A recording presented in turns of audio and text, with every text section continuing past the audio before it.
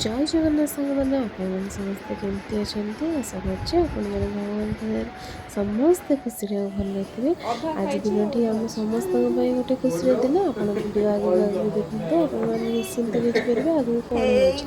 हो मो धन सकाल सकाल निद भांगा तार मुझे चली खुआईदेली तार खाଇବା पीवा सरला ये देखुना तार खाଇବା पीवा सरला ये मो धन मम्मी सागर केमती गेला होची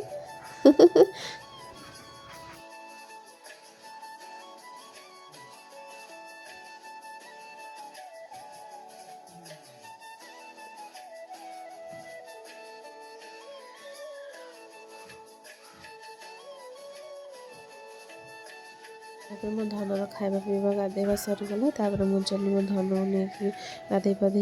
चली शोवाई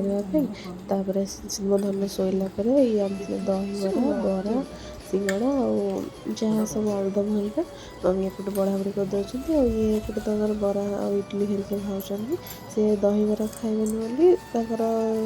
इडली हल्का दहीबरा खाइब तापर सकाल खाଇବା सारिदेलु सकाल खाଇବା पीवा पर आम माँ झी बसिक एपटे कौन सब कथबार्ता आम गप मजा चलती मुझे मम्मी नेल पॉलिश लगे देती आमर ये कौन सब कथा मजा हसी खुशी चलती ये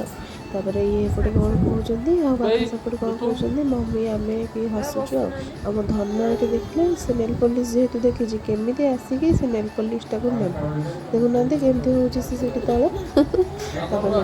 नेल पॉलिश लगे पर आम चलू खरा बेल खाଇବା पीवा करने बापा ये फास्ट खाते मम्मी और खाए देखु देखु आम धन आम छुआ धन आसी पहुँचीगला देखुना से केमती अनौची टू भाया ठीक मो धन देखुना मोर टे मो बाया धन संगे खेलु देखुना मो बाया धन केमती अनैची संध्या बेले मो बाया धन आउ मो धन टे खाଇବା पीवा सरीगला मोर सब सजासुजी करूँ आज जेहेतु मम्मी रिटायरमेंट डे मम्मी आज टे सरप्राइज देदेलु देखुना मम्मी केते खुशी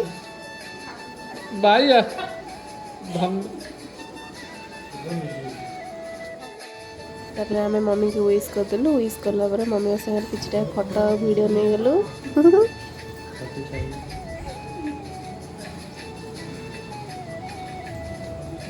आमर फोटो वीडियो सरीगला ये दीज पलि आसिले दी भाई विश करने मम्मी की ये दी भाई विश करदे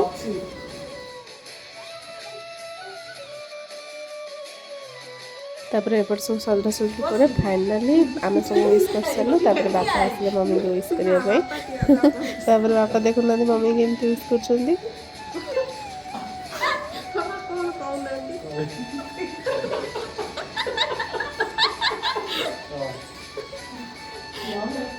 Successfully you have translated your job and this shortage on.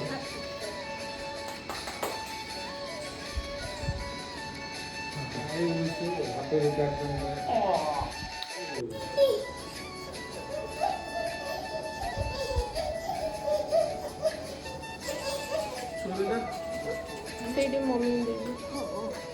आम समस्त मम्मी को विश करदेलु मम्मी को विश कर सारापर आम केक कटिंग रेडी होगलु केक कटिंग कर सारू सब देखुना मो छुआ दिन केक खाए बोली केमती होची